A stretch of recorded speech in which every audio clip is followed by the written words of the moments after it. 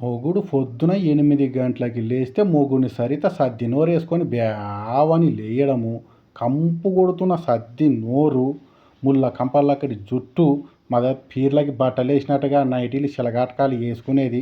బంగారుపేటలో అదేదో బట్ట సరాయమ్మే ఆడోళ్ళు అక్కడ చక్కగా వంట రూమ్లోకి పోయేది. సర్ది కసు కొట్టేదిలే. అట్టే వంట చేయడము, మొగునికి తినిపియడము, పనికి పంపించడము, పిల్లలకి తినిపియడము, స్కూల్కి పంపించడము, కట్టుకొని మొత్తం బయటికి పోయినాక అప్పుడు స్నానం గినం చేసి ఫ్రెష్గా రెడీ కూర్చునడము.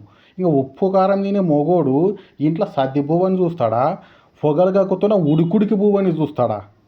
మళ్ళీ దాన్ని చూసేనేమో, దీనికి ఫోన్ చేసేనేమో, దాంతో మాట్లాడనేమో, మళ్ళీ అనుమానాలు.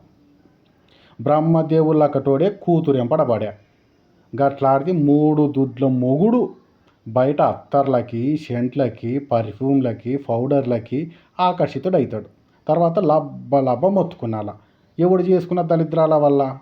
మనం ఉండే పద్ధతిలో ఉంటుంది.